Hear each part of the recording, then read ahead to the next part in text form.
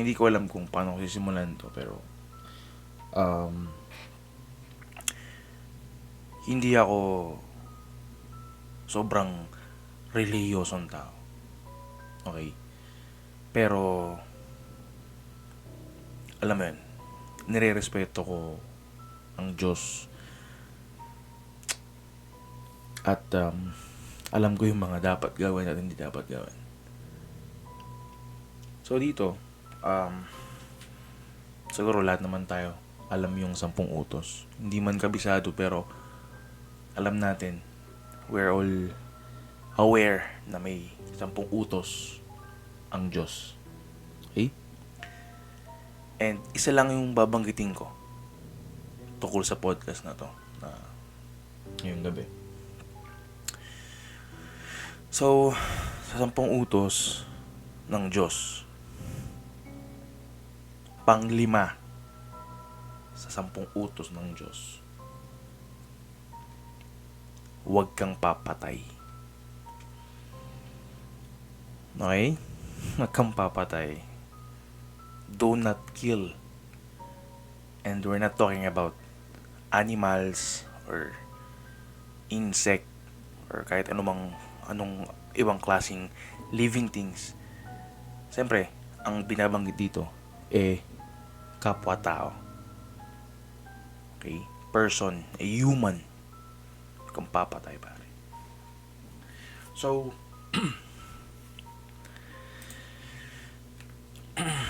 last week, January 19, 2024, may isang kagimbal-gimbal na balita ang nangyari or pumasok.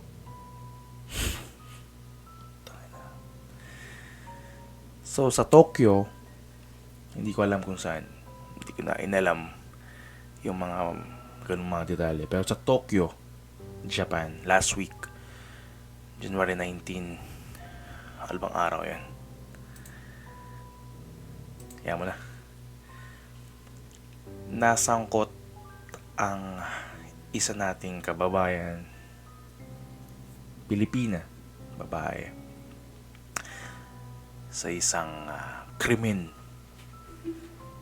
Kagaya ng nabanggit ko kanina sa una, kung papatay. So, itong Pilipina na to is pumatay siya. Not one, but 2 person. Double kill, Brad. Double kill. So, bago ko sabihin sa inyo or ikwento, si Hazel Ann Bagisa Morales, 30 years old. Hindi ko alam kung ano, pero OFW siya dito. Tatrabaho siya sa Omise, sa Philippine Club. And so yun nga, tahimik lang daw tong batang to, itong babae na to. Tahimik, hindi ganun ka ligalig. Maliit siyang babae. So,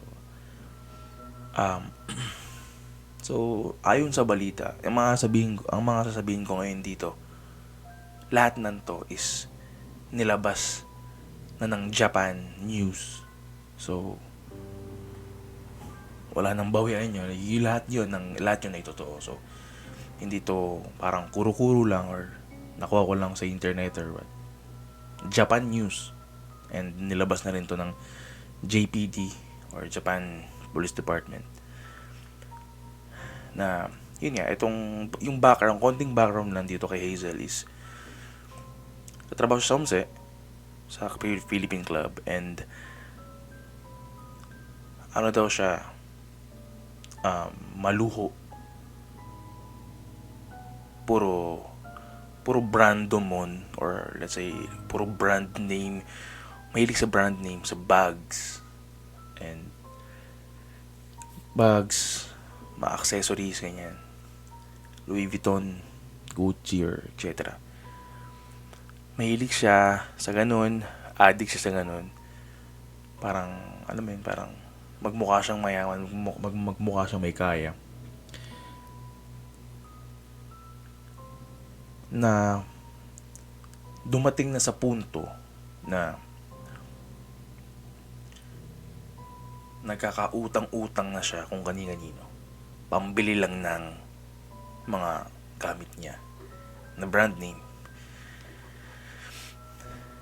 Kung kani-kanino sa mga kasamahan niya sa trabaho. And dito dumating dito papasok yung meron siyang ex-boyfriend na Japanese. Ex-boyfriend na Japanese na nautangan niya. Dahil nga dun sa yun nga, sa luho niya, di ba? And ewan ko kung gaano kawalang ya tong babae na to. Hindi lang dun sa ex-boyfriend niya siya nagkaroon ng utang. Nagkaroon din siya ng utang dun sa magulang ng ex-boyfriend niya na Japanese, both. And guess what? Yung mag-asawa na yon ang pinatay ni Hazel sa loob mismo ng bahay ng mag-asawa.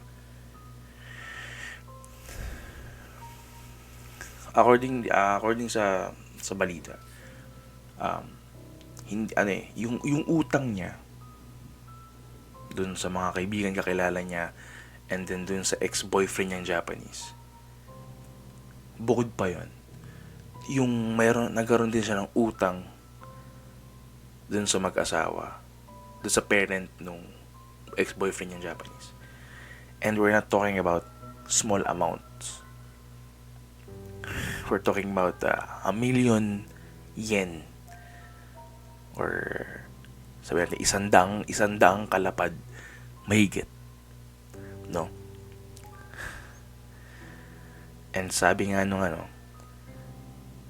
nalubog sa utang, sa dami ng utang hindi na mabayaran. And ang motibo siguro nung babae, hindi niya mabayaran yung utang. Akala niya pag pinatay niya yung dalawang mag-asawa is mawawala na yung utang, mababawasan yung utang niya.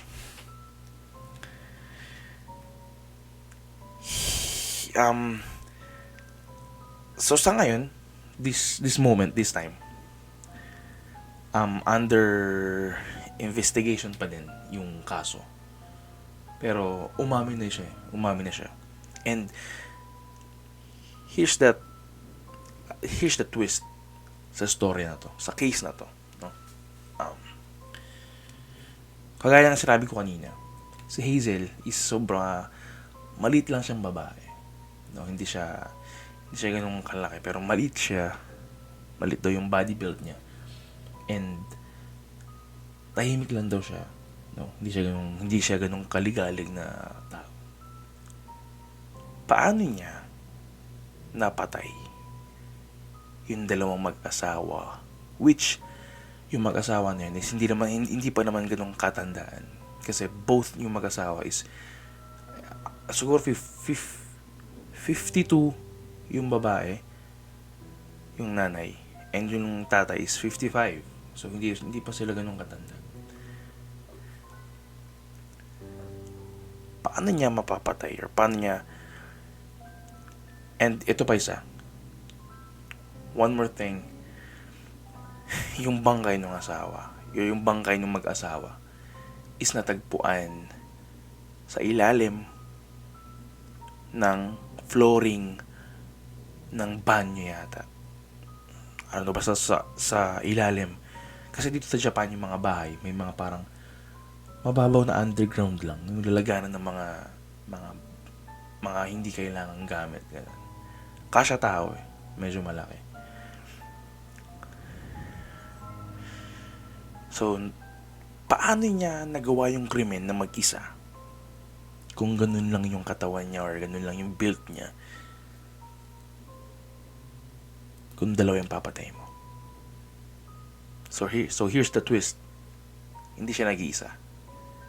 May kasama siyang Pinoy din. Tangina mo. Tangina. Meron siyang kasamang Pinoy, kakilala niya, kaibigan niya. Umamin na rin yung Pilipino na yun nga, kasabot siya. So, dalawa silang gumawa. Hindi ko alam kung dalawa or meron pa. Pero putang ina, Brad. Ba't ka po? Yung kakupalan nyo. And, kung bakit daw nagawa ni Hazel nung krimen na yun nga. Kagaya sinabi ko, baon sa utang. The fact na, I'll be honest, no? This is my honest opinion para kay Hazel. Wala naman akong pakialam eh. No? Wala akong pakialam kung anong gawin mo dito sa Japan. Or anong gawin mo sa buhay mo. Kung sino patayin mo. Patayin mo yung mga kakilala kaibigan mo. Or sana pinatayin mo na sarili mo. Wala akong pakialam kung anong gawin mo. Pero, to the fact na hindi mo ba naisip ganun ka ba kabobo or ganun na ba kakitid yung utak mo na kapag gumawa ka ng ganung krimen, no, pagpatay is damay kaming mga Pilipino dito sa Japan. Okay, hindi ko nilalahat pero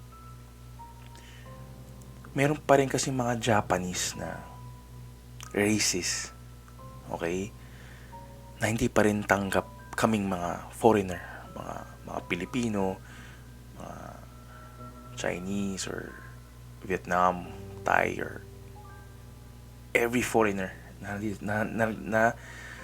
nagtatrabaho dito sa Japan, no, nakakaranas pa rin kami ng konting racism sa train, sa bus, or sa public places, or kahit sa trabaho mismo. Okay? So Hazel, no, wala akong pakialam sa gusto mong gawin sa buhay, pero yung ginawa mo is sobrang ang laki ng impact or ang laki ng epekto sa aming mga Pilipino na nagtatrabaho dito sa Japan. Hindi mo pa naisip na putang na pag ginawa mo tong krimen na to, pag ginawa mo tong bagay na to, damay kami. Sirang-sira na yung image namin, mga Pilipino. Kasi marami na nagawang katarantaduhan ng mga Pilipino sa Japan. Okay? Marami na. Sobrang dami na mga katarantaduhan, mga pagnanakaw or shoplift, marami. Okay? Ako gago naman ako, pero hindi naman ako gumagawa ng bagay na haabot pa sa korte na alam mo yung nakakahiya. Makulit ako. Okay? Nakagawa rin ako ng mga naughty things, mga katarantaduhan sa trabaho, sa labas. Pero putang na, yung pumatay ka and isipin mo yung dahilan mo sa pagpatay. Nabawang ka sa utang, hindi mo na kayang bayaran. Pinatayin mo na lang yung inutangan mo. Kung gaano ka ba kaputang ina mo. Diba?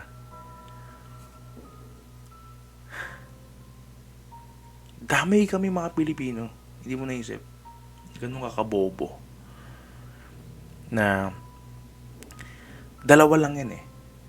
Dalawa lang mangyayari. It's either kamuhian tayo ng mga Japanese, kamuhian kami ng mga Pilipino, kamuhian, or kumulo yung dugo nila sa amin, or matakot sila sa amin. Kasi nga, puta na, mga Pilipino pala, kayang pumatay. Well, kung yun ang maramdaman nila sa amin, okay lang, matakot sila sa amin. Pero nakakahiya eh. Alam mo yun? Sobrang nakakahiya nung ginawa mo. Ginawa nyo ng mga tropa mo. Ikaw na nga yung may atraso dun sa mag-asawa. Na hindi mo lang mabayaran yung utang mo sa kanila. Ikaw, sila pa yung pinatay mo. So, isang malaking fuck you sa'yo, no? No? Fuck you. You fucking messed up. You fucked up. You know? Tapos ginawa mo pa yon sa Japanese. Ginawa mo pa sa bansa nila dito sa Japan. Which is Japan have been treating us very well, very good. Man. Hindi tayo pinabayaan ng Japan. Hindi kami pinabayaan ng Japan. Sobrang ganda ng trato ng Japan sa amin dito. No? Kagaya ng mga pag may dumarating na kalamidad, lindol, bagyo, kagaya ng mga yung nakaraan na corona, di ba? 2 years, 3 years, di ba? Maraming nawalan ng trabaho. Katulad namin, mga foreigner, mga Pilipino. Men, binigyan kami ng ayuda.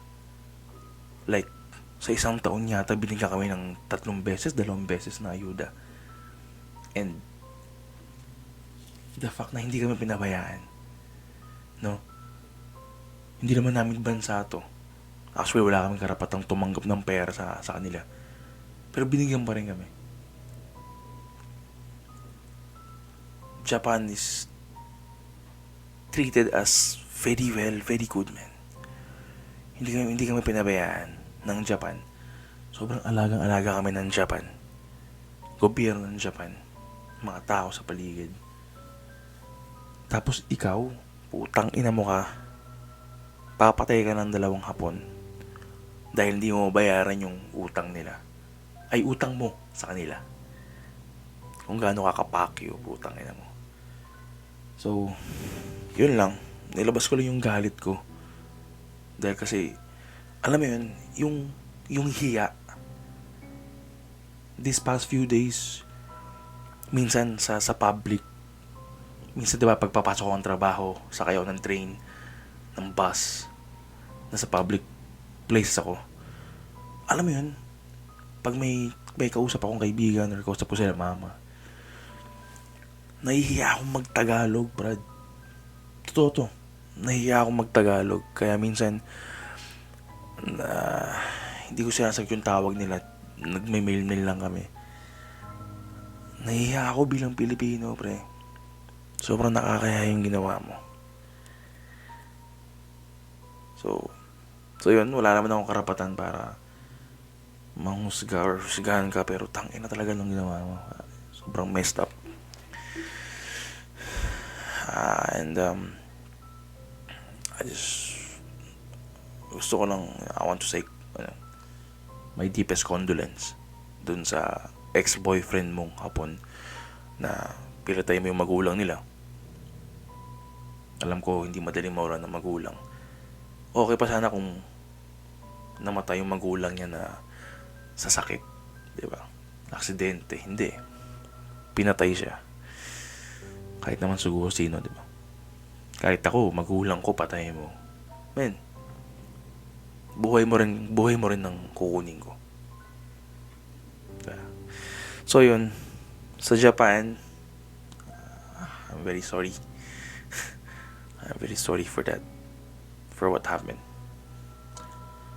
And sana, mabigay ng, or kay Hazel, sana matanggap mo yung nararapat na paratang or nararapat na parusa sa'yo.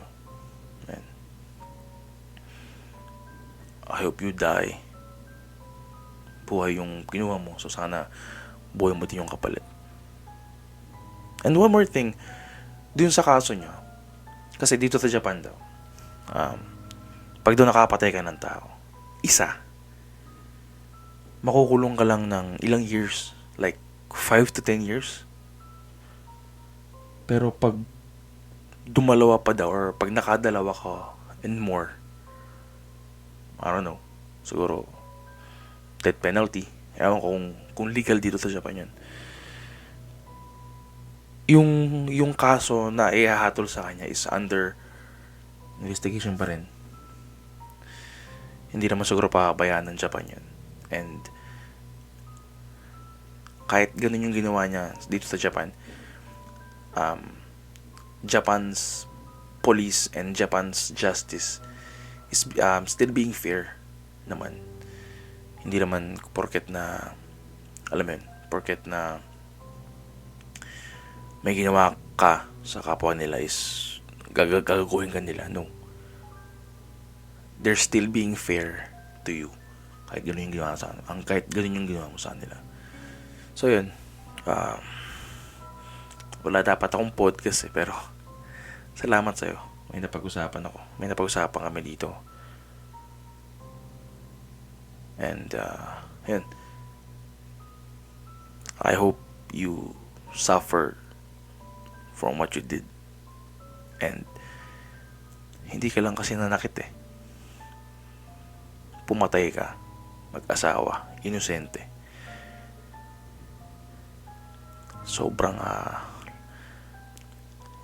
Sobrang mali at krimen yun sa mata ng batas, mata ng tao, at mata ng Diyos. So, Diyos na bahala sa'yo. And isang good luck kung ano mangyari sa'yo.